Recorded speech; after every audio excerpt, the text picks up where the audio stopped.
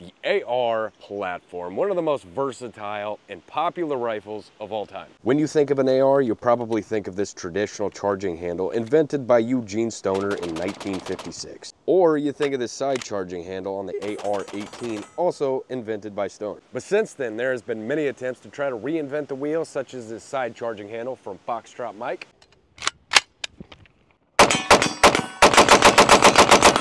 Or this all-new forward-charging pump-action style rifle from Bilson Firearms.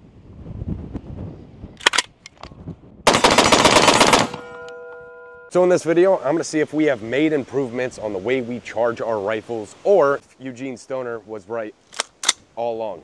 Now you're probably thinking, why would you want to fix something that is not broke? Well, this is still a great design and preferred by many people. There are definitely benefits to having your charging system elsewhere, such as retaining positive control over the rifle when you're clearing malfunctions, being able to put a folder on your rifle, or getting to have that AK-47 feel without the communism. I think each one of these rifles kind of has their own place, but I'm all about speed. So I want to see which one of these is going to be fastest for me, and maybe it'll help you guys make a decision on which rifle is going to be best for you. But first, we got to thank today's sponsor, and that sponsor is going to be Arrowhead Tactical. Arrowhead Tactical is filling the gap we've all been looking for. If you are somebody that likes to wear sweatpants or even super short tactical short shorts, these guys created a way that you can carry your existing holster inside of your shorts or sweatpants with an internally used belt. It is a pretty sweet concept, and I'm glad somebody actually came up with this. So if you guys are interested in going to the gym or on a jog comfortably while wearing your existing holster, go check these guys out. I'll put a link down in the description below. And of course, we cannot forget about SDI, Sonoran Desert Institute. If any of you watching this are interested in becoming a gunsmith or even making a faster charging system for an AR, go to sdi.edu. I'll also put a link down in the description below. Let's get back to it. Also, I apologize for the sound of my voice. It feels like I got deep-throated by the Sandman. But despite his raw dogging efforts, we're gonna get through this together. Let's get started. All right, for the first test here, we're gonna go unloaded, bolt already down with the mag sitting beside it. On the timer, I'm gonna pop the mag in, charge it 1 round on the plate. We'll see which does it quicker. First up is the Type 15 from Watchtower, and I'm a little bit biased because this is one of my favorite rifles, so.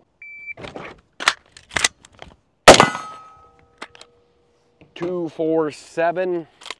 All right, BRN 180, or the AR-18. It's a redesign from Brownells. These things are freaking awesome.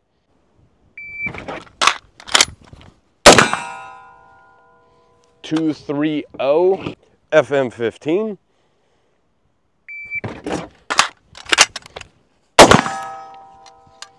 .271. All right, so I'm gonna explain this one kind of a little bit because I'm sure most of you are unfamiliar with this. This is not just a pump action, it is a semi-automatic rifle. So this is just how you charge it. There's a little button over on this side so you can't accidentally pull it out of battery as you're shooting. So I'm gonna pick it up and quickly just pull it to the rear, let it go, just like you would with your charging handle or your side charger. Same concept, different placement. .232. I think the BRN 180 is going to take that just because it's got a Lancer lower on it and the mag wheel is gaping. So slamming a mag in here is obviously quite a bit faster than the squared off traditional AR lower with no mag wells. Obviously, I don't think the charging style is the fastest, but that's definitely the fastest. Maybe a little unfair, so I'm going to do this. All right, I'm gonna run the BRN 180 again with a traditional lower because I think that's kind of what sent that time over the top. 251, that seems a little, they're all pretty neck and neck if we're being honest. I think it's just manual of arms. Whatever you're used to is probably gonna be fastest for you. But I gotta tell you, this is probably the easiest because I don't have to come off the rifle anywhere. I grab where I'm already gonna grab to shoot. All right, for test number 2, we got camera guy with a stick, which he should never have a stick. And he's gonna put it in front of my chamber here and make sure nothing exits and causes a malfunction. So I'm gonna have to strip the mag, get rid of the empty casing and the bullet. I assume they're gonna try to Brazzers the situation and both go into the chamber at the same time. We're gonna see what charging handle placement is gonna help me clear this malfunction faster. All right, he's gonna hold this stick on the chamber and I'm just gonna pull the trigger as soon as the timer sounds just so we can keep it fair.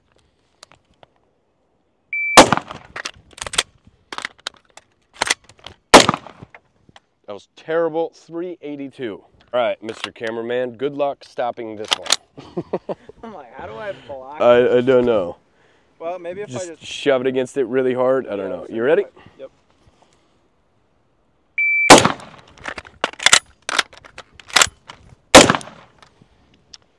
378. I'm gonna be honest. I didn't think that malfunctioned. Did that malfunction? No, I didn't give a fuck. Okay. All right. Like, good job. But all right. Let's try again. You ready? Yep.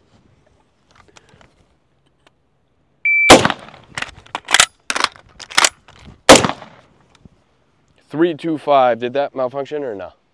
I mean, it's the same concept. I'm still acting like I'm clearing it. Did. I don't think it's coming back and extracting the round period versus getting jammed. You know what I mean? Well, BRN 180 Fox. I don't know what to tell you. All right, FM 15.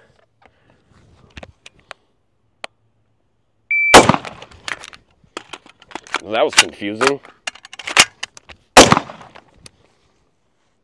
507. That's a no for me, dog. I don't like that. All right, Bilson.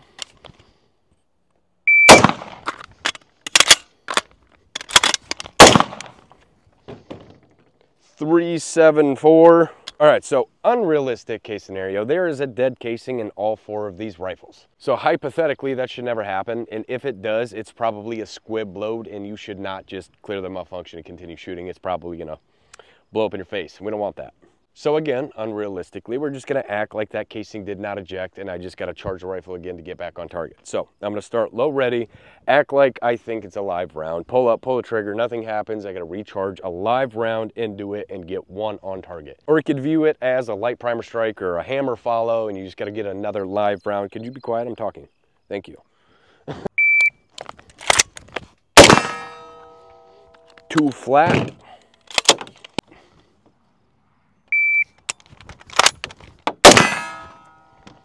214.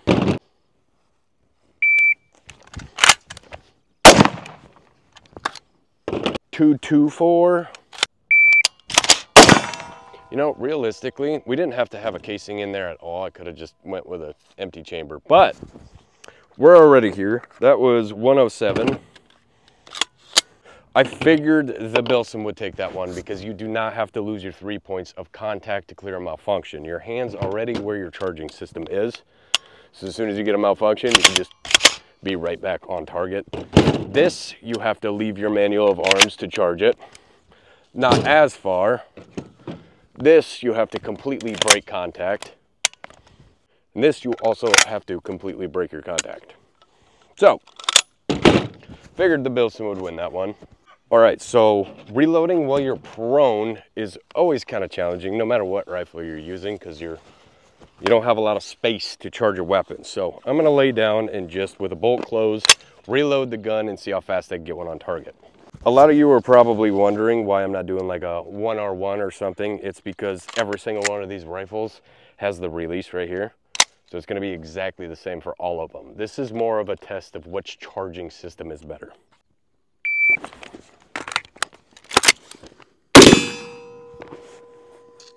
311.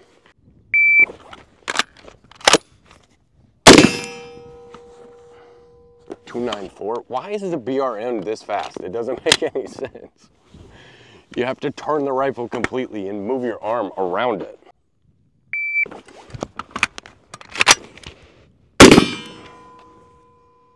328.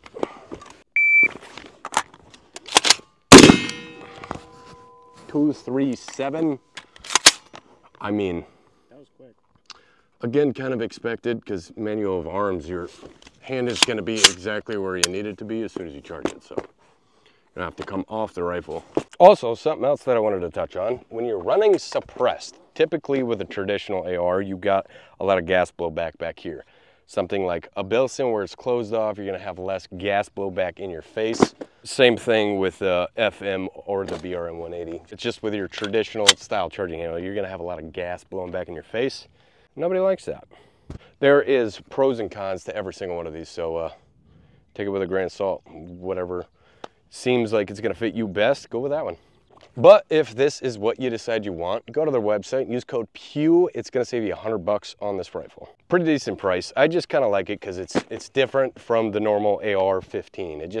It looks different, it's fun to shoot. So again, I think every single one of these rifles kind of has its place. It depends on who you are as a shooter. I think for new shooters, you're gonna be able to pick this up and just run it. It's easy, it's safer, it's probably a little bit more durable because when you have your traditional charging handle, I have broken quite a few of them. I don't see myself breaking this thing.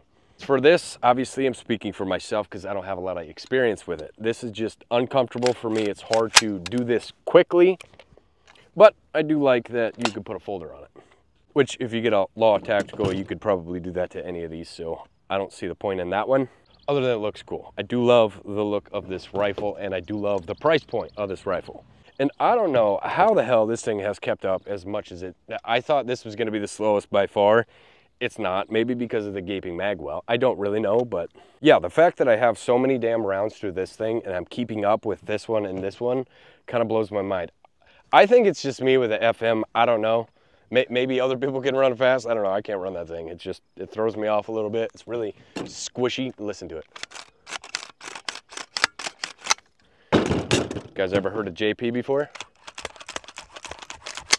This one probably has the best optic on it though. If you guys like a good 1-8, these are probably the best bang for the buck. This is Arkin's new EP8 1-8. These things are only about $400. And if you use code PEWVIEW25, it's gonna save you 25% off of anything on Arkin's website. So that's pretty cool that they're giving you guys that code. If you want one of these or anything Arkin, linked in the description below. And also a huge shout out to Optics Planet for providing all of my optics. Them guys are awesome. And if you guys need to save some money on optics yourself, code PEWVIEW10, I believe. I'll also put a link down in the description below. So now I just got to find out ease views, which is the funnest to shoot. That's not true. I just want to shoot, to be honest.